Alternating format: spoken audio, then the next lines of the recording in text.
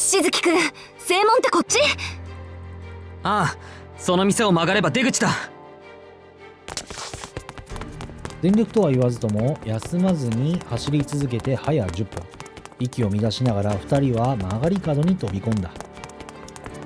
遊園地といっても所詮はキッズイランド。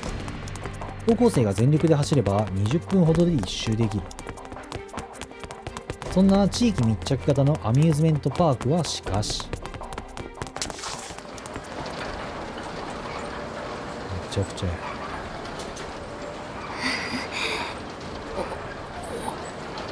このように10人ばかりか遊園地そのものを変化させていた。青崎、何を？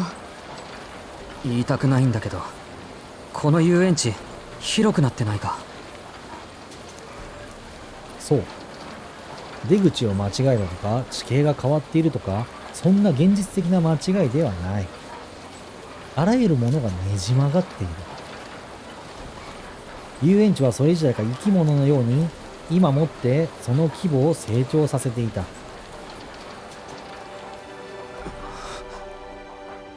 気がつけば包囲網は一段と強固になっている。宗十郎に定かを預けながら青子は懸命に泣き言を抑え込む。宗十郎は驚き怖がるだけでいい。けれど青子はそうはいかない。この状況を招き彼の手を取った責任がある。おいそれとパニックに陥るわけにはいかないのだ。大丈夫、落ち着け。私、遊園地の果てはある。遠いけど鉄柵はちゃんと見える。フラットスナークだって制限なしってわけじゃない。外に逃げるって選択は正しいはず。現状外までは目算で1キロぐらいだけど。ここまで夢中で走りすぎた。青子も宗十郎も息が上がっている。あと1キロ走るのなら一旦休憩を入れないと途中で足が止まってしまう。青崎、体大丈夫か？え？背中越しにささやきかけられ、青子は現実に引き戻された。大丈夫だけど、ちょっと一息入れたいわね。賛成。ここから休みなしで外周まで走るのはやめた方がいい。驚いた。しずきくんも外まで走ろう派とは。言ってくすりと笑ってしまった。背中の戦友はパニック状態どころかきちんと現状とその打開策を考えていた。ちょっとだけ建物に逃げ込むのは？気は進まないけどそれしかないわね。焼きたてのパンたちの包囲網。常人ならいざ知らず、青子ならこの囲みを破って建物に逃げ込むのは容易だ。問題は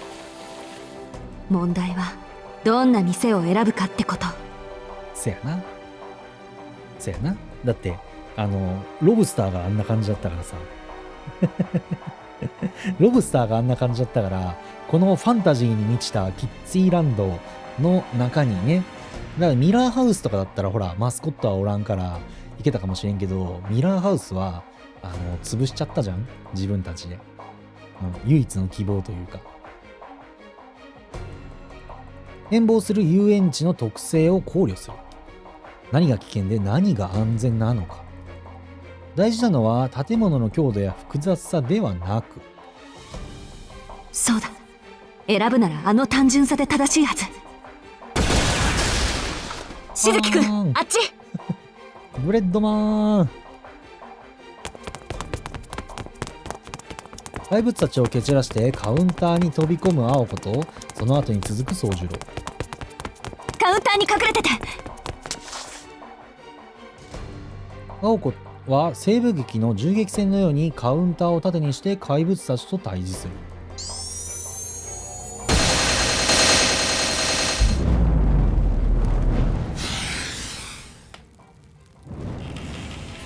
ビンゴ、ここならスナーク化しないんだ。敵の様子を確認し、青子もカウンター内部に腰を下ろした。あいつらは？店の周りで地団打踏んでるわ。理由があってね。あいつらはここには入ってこられないのよ。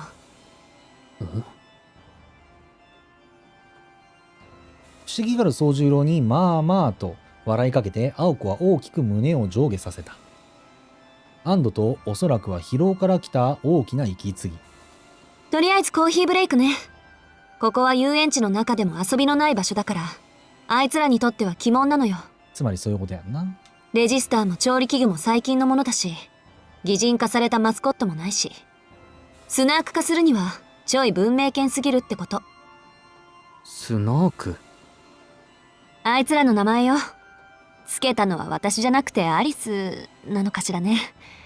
あの子の性格的にちょっと想像できないけど、まあとにかくそういう名前。安全と分かって落ち着いたのか、宗十郎は興味津々とばかりに耳を傾ける。なるほど。なんてなんて鹿爪らしくなんて鹿爪らしくうなずいているが、きっと分かってないだろうな、と青子はつい笑ってしまった。日本語難しい。普段ならイラッとくるところだが、今は彼の妙な真面目さがありがたく温かい。それはともかく調子良さそうだな、青崎。そんな青子の笑みを余裕と勘違いして、宗十郎も顔をほころばす。誤解の連鎖だが、今はそれを正すこともない。あれ？あなたから見てもわかる？私、そりゃミラーハウスで散々追いかけ回されたからな。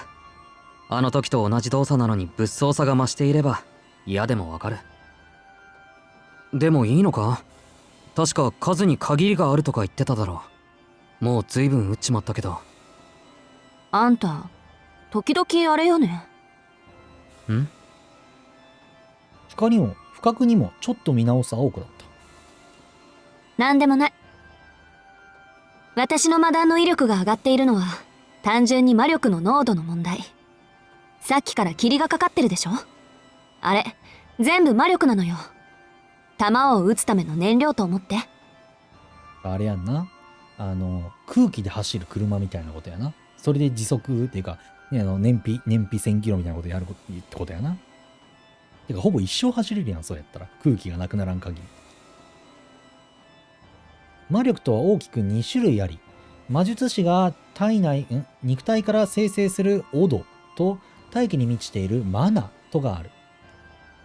この遊園地は今、マナに満ち溢れたおとぎの国だ。一般人にとっては何の効果もないが、魔術師にとっては術式を使いたい放題の楽園と化している。じゃあ残り魔力とやらは気にしなくていいのか。注意すべきは怪我と体力だけ。まあ個人的な責任においてはその限りね。よかったと息をつく宗十郎。宗十郎から見れば青子は怪物たちをなぎ払う遊園地最強の暴れん坊だ。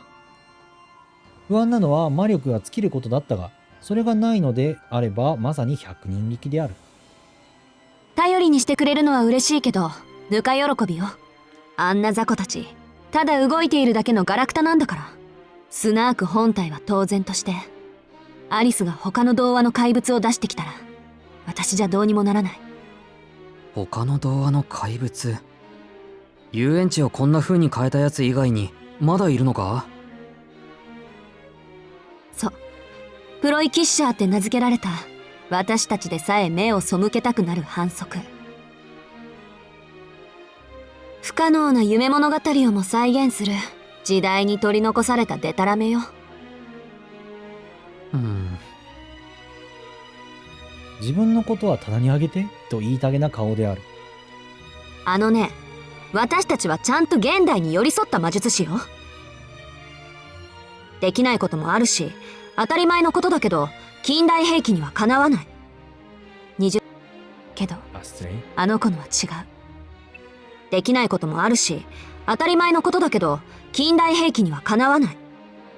20世紀、まあいろんな戦争の後押しで兵器の進化は私たちを超えちゃったから。そやんな。何やったっけ、これ説明ってあったっけ。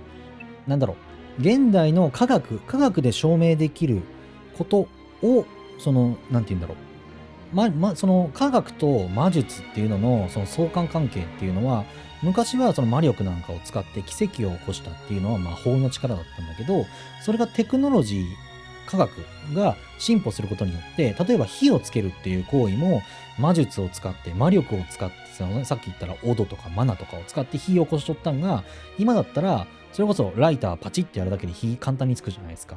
そうすると魔力のありがたみというか、そういうのがなくなって火をつけるっていう魔術が弱くなるわけよ。っていう話やね、これに関しては。その兵器って結局科学だからさ、ね、例えばそのね、物が爆発するっていうのも化学現象なわけだから、それを科学でやっちゃったっていうのは、魔術師にとっては、その、なんか爆発っていう、その魔法っていうのが、衰えるっていうことにつながるんだよね。だって誰でもできるから。例えば、ブレッドマンいるでしょ。あいつには自動拳銃とか効かないわよ。多分、意味が分かっていないから。ひょいっとカウンターから外を指す青子。アリスの使い魔は全てが空想によってこねられた神秘なの。前提からしてありえないことだから、通常の物理法則と折り合いが悪い。空想と現実は両立しないっていうごく当たり前の理由でね。なるほど。ブレッドマンってのは動く焼きたてパンのことなんだな。そっち？青子の説明の大部分をスルーして気になることだけ拾う宗十郎だった。話を戻すけど、あいつらと近代兵器の相性は最悪。ロケット弾でも効果はないわ。意思の疎通、秩序の共有ができてないから。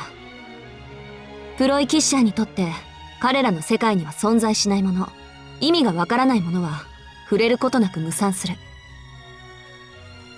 彼らに通じるのは同じ神秘を帯びた魔力だけっていうデタラメぶりよ。もう完全に概念空間っていうか、概念宇宙っていうか。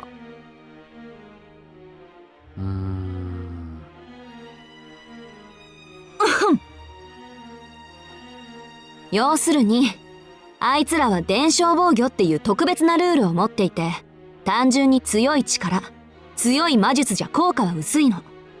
元になった童話にちなんだ欠点をつかないと倒せない。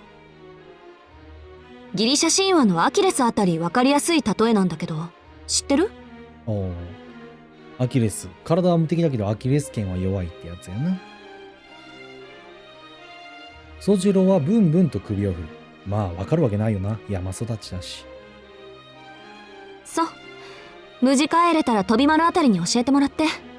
定番だけどいい話よ、あれ。かなり置いてきぼり感を漂う宗十郎だが、彼は彼なりに現状把握に努めてみた。プロイキッシャーとやらは、青子やミラーハウスの自動人形ですら裸足で逃げ出すものだという。確かに目の前の光景は誰かの悪夢の中に迷い込んだとしか思えない。だがしかし、と宗十郎は思うのだ。やっぱり青崎の方が怖くないか。そうやな。まあ、今は見方としてはそうやな。あんた死ぬの？ほら、と無言の抗議をする宗十郎。今私たちを取り囲んでるのはおまけに過ぎないの。アリスにとってブレッドマンもロブスターもソーセージミンチマシーンも全部が全部私が撃ってる魔弾より価値がない。いい？動くマスコットたちはね、ただのおまけなの。アリスが解放した童話の怪物の一呼吸みたいなものなのよ。呼吸ってこれが？私だって考えたくないわよ。でもそれが現状。たった一体の童話の怪物だけで私たちは手一杯。そういうわけだから、アリスがあと一体でも追加したら諦めて。追加ってこれに制限はないのか？あの子が出し惜しみしなければまだ何体かストックはあるでしょうけど、まあ成立する条件はあるわね。例えば皮がないと目を覚まさない怪物もいる。この遊園地、噴水はあるけど川はないでしょ。元になった童話縛りなの、あの子の使い魔は。童話ってかけそばとか？ここに川がないのは不幸中の幸いね。もしあったらもっと直接制圧に向いたやつが出てきてた。あれやな。もう、慣れてきたな。完全に無視されとら。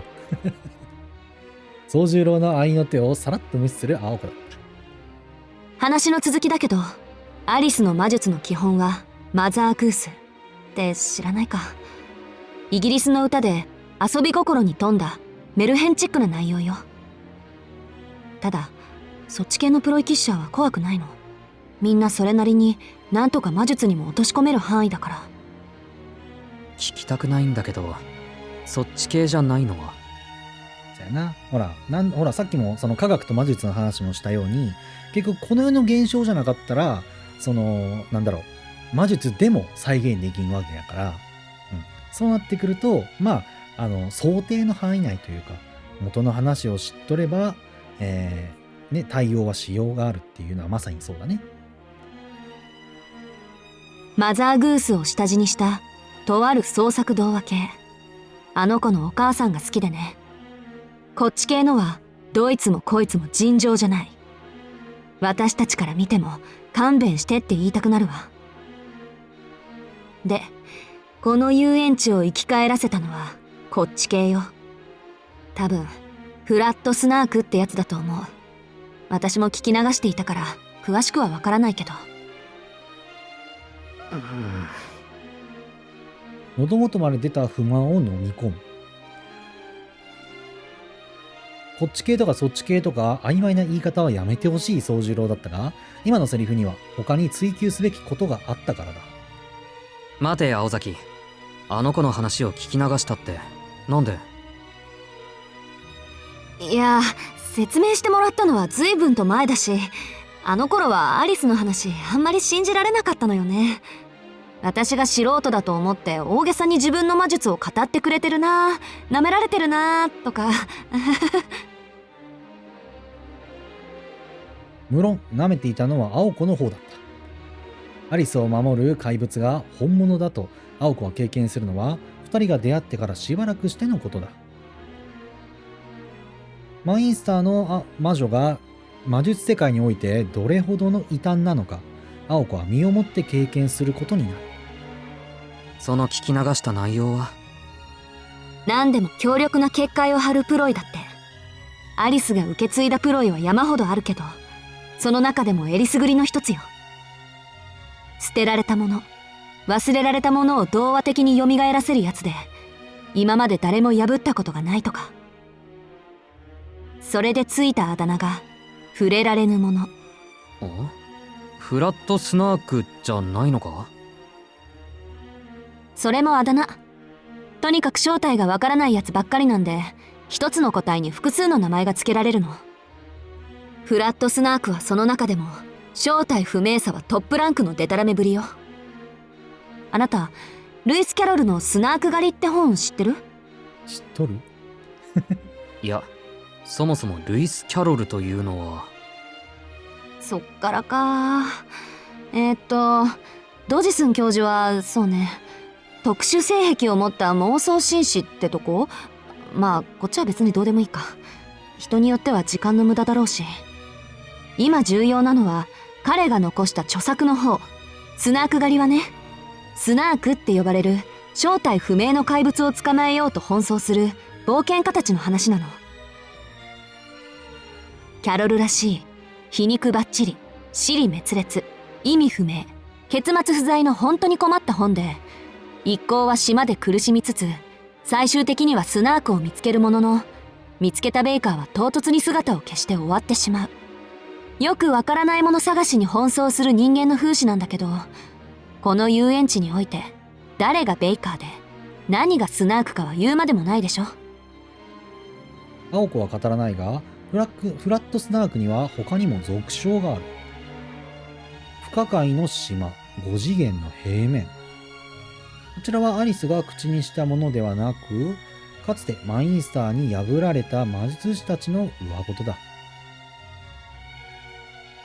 数学においてスナークとはグラフ理論で用いられる矛盾した決してありえないある平面グラフを示す本。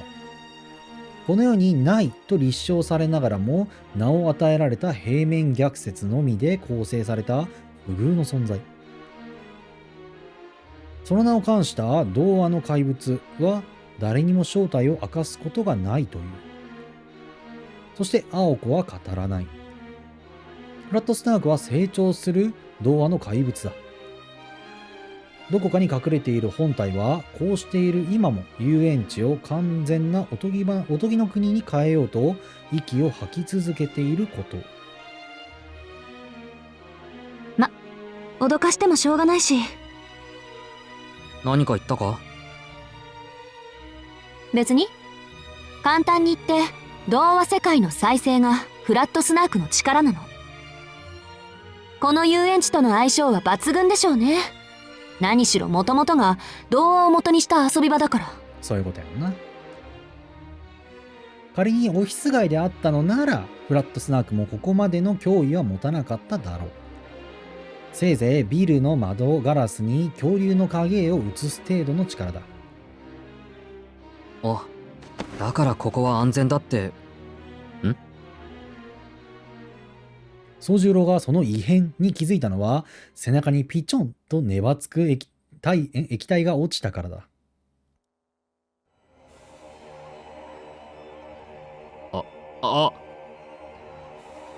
天井を見上げる。それと目が合う。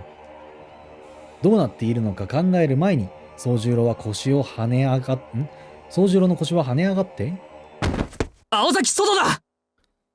彼は率先してカウンターから飛び出した。バカ、何して！自殺行為に等しい愚行を止めようとつられて青子は腰を浮かす。瞬間頭上に何が生まれているのか気がついた。やばっ！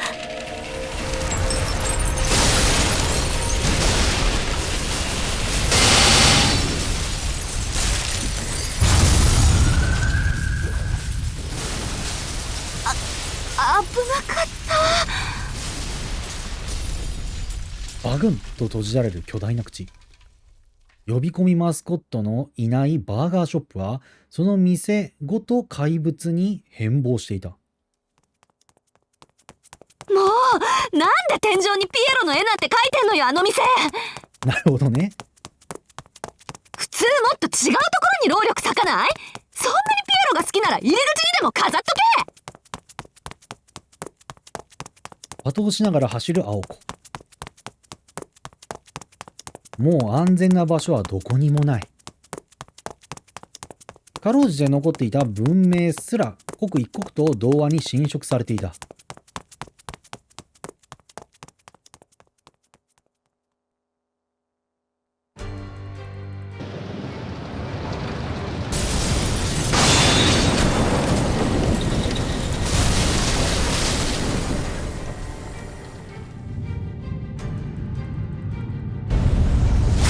スナーク化は最終段階を迎えていた。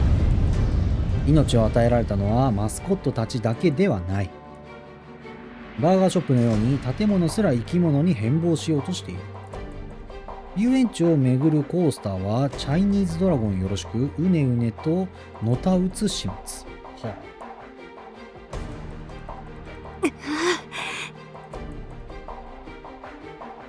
呆然と全長80メートル近くまで膨張した観覧車を見上げる青子と宗十郎。そんな2人にチケットを配るように大量のブレッドマンが襲いかかる。この列整理は間に合ってるっての。ブレッドマンいいよな。グッズ化してほしいんだけどな。ベンダブルフィギュアみたいな感じでわらわらと退去するオブジェ。包囲網は破っても形成される。絶え間ない物量作戦。さもありながら資源の枯渇で悩むおとぎ話はめったにない。なんかどうしようもないぞ。こいつら増える一方だ。スナーク本体を探して。童話の怪物には本体に当たる器物があるの。それさえ壊せば遊園地から出られるはず。本体ってどんな？さっき言ったでしょ、童話の怪物は現実にないものだって。今までいなかったおかしなやつとか現実じゃありえないもの、それが本体。おかしなやつって例えば？だから命のある人形とか空飛ぶゴーカートとか。魔弾を放つ青子の手が止まる。そんなのどこにでもあるじゃん。口にして自分たちがどれほど極まっているかを思い知ったんだ。遊園地は童話の怪物と思われるもので溢れている。変形し自ら動き出したオブジェたちは皆現実にないものなのだ。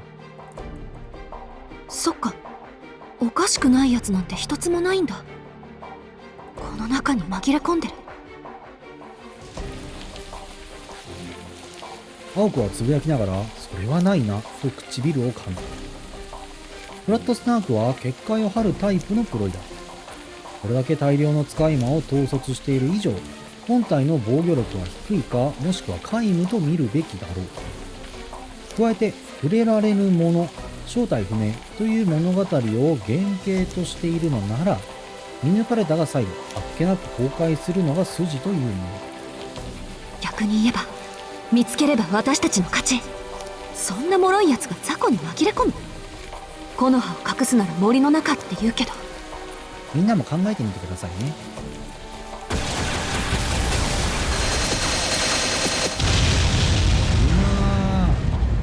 この通り、流れ弾であっさり吹き飛ぶ可能性がある以上、青子たちの前には現れない。スナーク本体はもっと安全な場所でこの遊園地を育てている。でもどこかに見えているはず。スナークは本の主題だもの。常にページのどこかにいないと主人公の資格がない。そやな。それはどこか。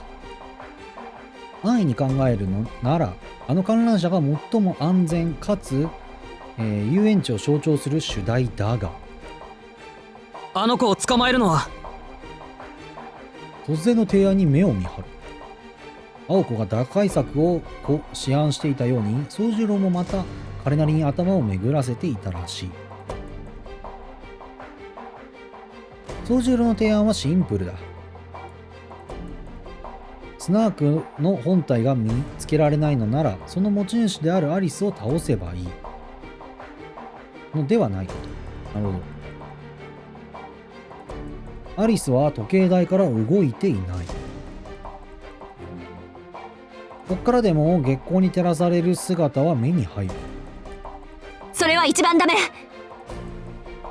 アリスを殺してもフラットスナークは止まらないし、このトンデモが外に溢れ出すことになる。だいたい私じゃあの子を殺せないから、よくて半殺しがいいところ。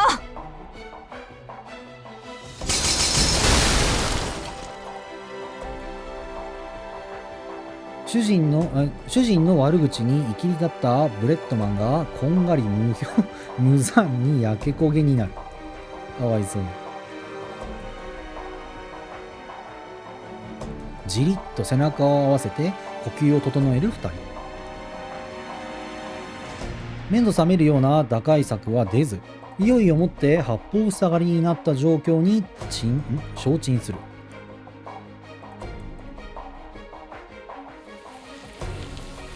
一方、獲物の生きの良さがわかるのか、オブジェたちは輪になって青子たちを観察していた。かわいい。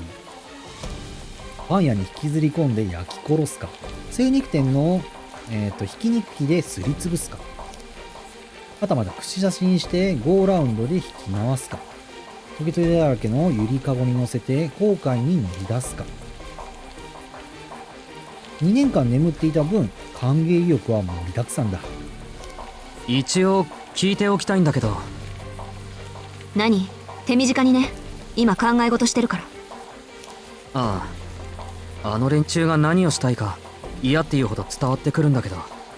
それってあの子の趣味なのかな。その疑問はなかったわ。連中の人間嫌いは遊園地の怨念とフラットスナークの性格じゃない。基本的にまともなやついないから、アリスの使い魔って。あ、でもなんというか、アリスの性格の怖さも否定できない青子だった。それは結構。それで青崎の考え事って、止める方法考えついたのか。期待させて悪いけどお手上げ。あんたが殺されれば止まるでしょうけど。それは嫌だ。とりあえず逃げよう。しずきくん。突然のことに目を見張る。なんかここに来て意外とね行動できるっていう宗十郎のね中身がどんどん出てくるのね。ほら今まではほら青子とアリスがメインの視点だったからさ。今まで青子についてくるだけだった宗十郎は強引に青子の手を取って焼きたてパンの群れに突進。囲みを破ろうと力任せに特攻する。意味わかんなすぎ。脳筋。なんで今の流れでそうなるのよ、あんたは。別人のようなアグレッシブさを発揮する宗十郎を罵りながら律儀にフォローする青子。宗十郎の体当たりでは包囲網を突破できない。青子はすぐさま体勢を立て直し、宗十郎の正面に魔弾を装射する。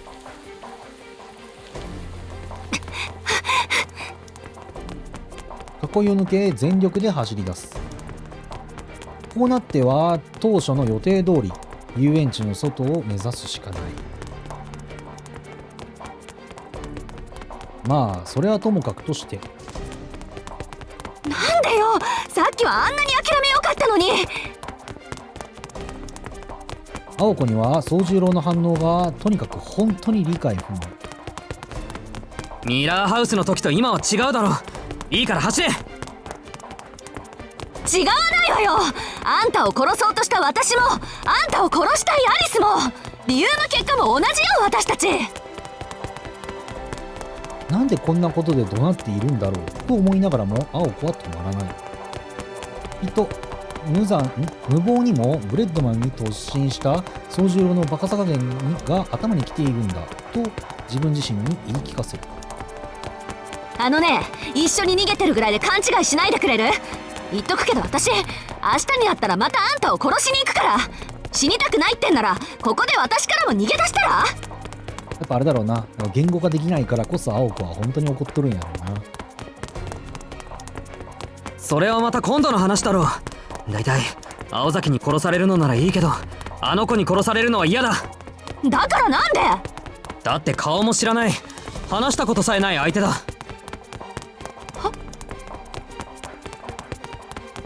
湧き立っていた劇場が一瞬で鎮火する。そやな、これが宗十郎だもんな。あまりに簡潔かつどうでもいい理由に青子の怒りはあっさりと消えてしまった。顔も知らないって。宗十郎としてはよく知った相手なら殺されてもいいのだろうか。ますますもって理解できないと顔をしかめながら青子は宗十郎の背中を追いかけるのだった。